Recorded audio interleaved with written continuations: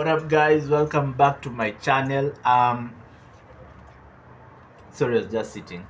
Um, Lots to talk about. Absolute lots to talk about. Um, yeah. I'm sorry, but Arsenal and City and Liverpool have as well have been so silent in the transfer market. I mean, I've been looking all over for Arsenal news, and it's either the Arsenal news and City news are coming from crap journalists who you shouldn't take into consideration, like the Sun, Metro, such crap journal. No, okay, good journalists, but not A-star like a Fabrizio Romano, The Athletic, or David Ornstein. But Chelsea are moving mad, man. Chelsea recently signed Omari Kellyman for 19 million from Aston Villa, which is believed to be part of a deal structure for Aston Villa to sign Conor Gallagher. And if Aston Villa get to sign Conor Gallagher, I mean, fear. Aston Villa, they just sold Douglas Luiz to Juventus, if I'm not wrong, and which is pure profit, by the way, because Douglas Luiz is from the academy. Omari Kellyman, 19 million from the academy, right into the 19 million, nothing going to financial fair play. They are good.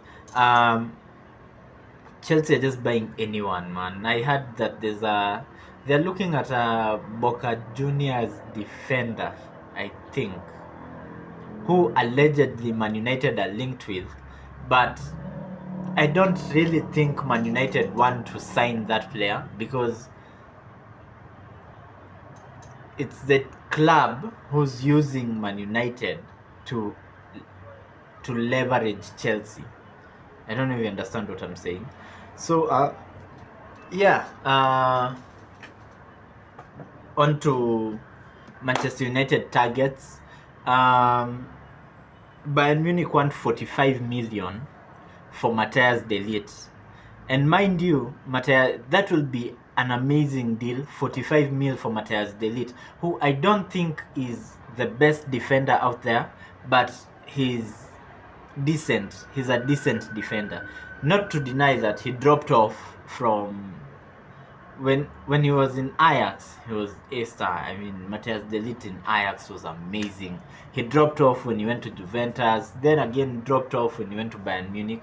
But he's a decent defender, and Bayern Munich want 45 million for him, but his salary is my issue. You have to remember that the agent who died, the agent who was representing Paul Pogba as well. Don't really remember his name. He passed away, I think, was it last year? Considered one of the best agents in the business. He was the one who got Matthias de Ligt this deal at Bayern Munich. His salary is 250,000. And mind you, Ineos are trying to put a wage cap on the wages, so I don't know how that will work. I remember a similar scenario like this last year. West Ham wanted to buy Maguire for 35 mil, but Maguire's salary is 190 million. So West Ham was like, okay, we will pay you 23 mil, then you can use 7 mil to pay his salaries. Then we will use the 7 mil to pay his salaries, but Man United refused because they could only afford to pay Maguire 100,000 per week. But in Man United, Maguire is on 190,000 per week. Even Van Dijk is not on that kind of money. But Man United pays silly wages, and Ineos' initiative is to put a wage cap in Man United, is to make these players earn their salaries. But then to adjust that, then it will have to take a lot of sacrifice because Marcus Rashford is on roughly 300 grand a week. Jadon Sancho is on roughly 300 grand a week. We took Anthony from Ajax. In Ajax, Anthony was being paid 20,000 per week. Came to Man United, 200,000 per week. Who does that? Even in FIFA, you don't do that. Even if in FIFA you like put like there's a clause that when you're playing career mode on FIFA, something about takeovers, financial takeovers, and you're given like this hefty budget. Like Anthony would have played for Manchester United for 75,000, but you took him and times his salary by 10. He was on 20,000. Nobody else was after Anthony. It was only us. Only we were after Anthony, but we gave him 200,000 per week. Boggles my mind. Rafael Varane didn't get his contract extended because his wages were too high. So that's why Ineos had to let him go. Anyway, enough of that. Joshua Zirkzee. Man United are close to signing Joshua Zirkzee. Just checked. This is confirmed in the last couple of hours. Man United are now favorites to sign Joshua Zirkzee because I believe he's chosen to sign us. So it's up to Man United to activate his 40 million release clause. 40 million for a decent striker like that. Last year we bought Rasmus Højlund from Atalanta for like 86, was it 76 mil, I think. Yeah. But we are getting Joshua Zirkzee. He has a release clause of 40 million. So it's a huge risk. Huge risk. But if he pays off, then the 40 mil will be a bargain. And if he stays at Bologna for an extra season, I am sure he will be made to sign a new contract, and they remove that release clause the same way they did with Benjamin Zirkzee. Was it like 3 years ago? Benjamin Sesko, sorry, 3 years ago. Yeah, on other news, Erik ten Hag has been offered a new contract and he's close to signing it. Will be given Ruud van Nistelrooy as part of the backroom staff, and Eagles manager Rene Hake. Never heard of him, but I know Ruud van Nistelrooy. When Ruud van Nistelrooy will score, it will sound like the stadium is booing him because he will score and you'll hear Ruud. So it will sound like he's being booed, but it's just people shouting his name. I mean, Ruud van Nistelrooy was a brilliant striker, a good manager because he has accolades. He was managing PSV. I think won the Eredivisie with PSV. Came in second the year Ten Hag came to Man United. So he's a reasonable coach.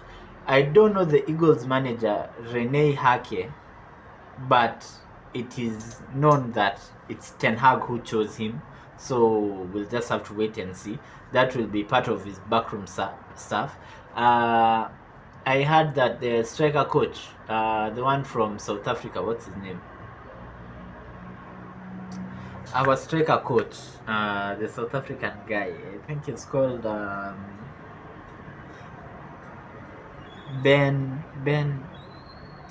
Ben. For some weird reason, I keep thinking about Ben Jacobs. Ben Jacobs is a journalist, by the way, a really credible journalist. What's his name?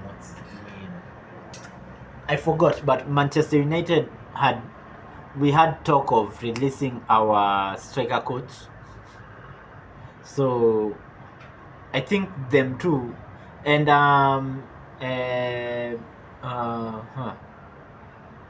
Man United had talk of releasing 2 coaches, the striker coach Ben something. I forgot his second name. And the other guy who won the treble with Sir Alex. What's his name? Don't really remember. But they will be replaced by Ruud van Nistelrooy and Rene Haken. On other news, in the Euros, Alejandro Hernandez and Gil Mazano, two really good Spanish referees in the La Liga,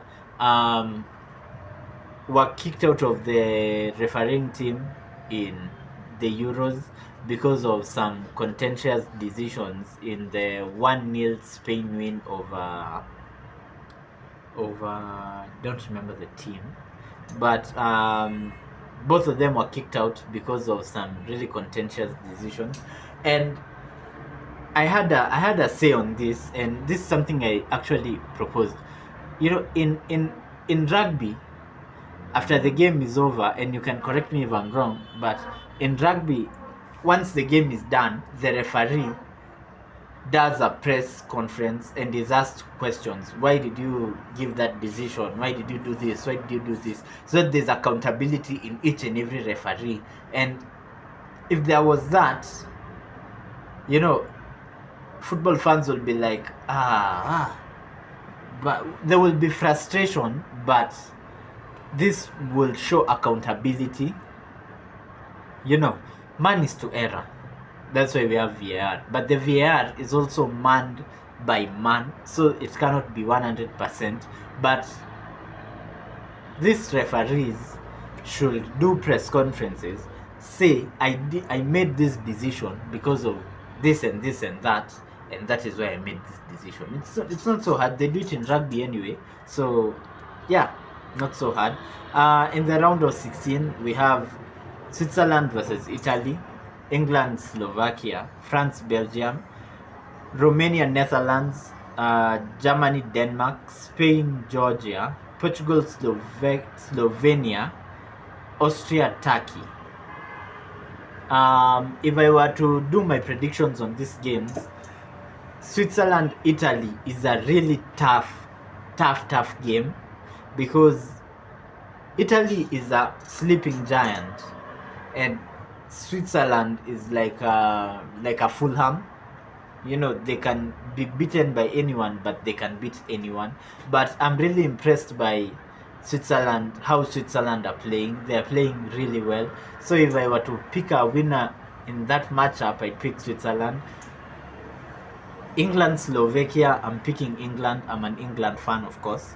France, Belgium is a really tough game as well, but Trossard has not been playing up to his level, and Lukaku,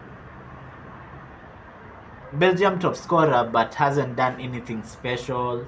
So I think France will win, but it won't be as easy. Romania, Netherlands, another tough game, because Romania are playing really good football. But on this one, I'm going for Netherlands. Germany, Denmark. Germany are on a roll. Denmark also are playing really good football. But I'd go Germany. Spain, Georgia, I'd go Spain. Portugal, Slovenia. Portugal, my second team, of course. I'd go Portugal. And Austria, Turkey. Austria have really proved me wrong, because I wasn't really expecting them to get this far. But Austria, Turkey, I think Austria will beat Turkey. Yeah, let me know down in the comments below. I'm still hooked on either Portugal or England winning this tournament, because France haven't been at their best. Germany, you could make an argument for. Netherlands don't have a prolific striker who can put the ball in back of the net. Portugal have Ronaldo, they have Ramos, they have a couple of strikers, and they have a solid defense and a brilliant midfield. It's a team of, and Spain are playing really well as well. But I back Portugal and England. For me, Portugal is my first team, England is my second team, and for some weird reason, I think Austria will get to the semi-finals. Don't know how, but I have a feeling that Austria will get to the semi-finals. So yeah, on that, let me know down in the comments what you think. Make sure you like the video if you like it. Subscribe. This is just a request to every one of you. I really want to do live content, and I can't do that live content without 50 subscribers and more. So if you haven't subscribed to my channel, just please make sure you press the subscribe button, and I will see y'all on the next one. Enjoy your weekends.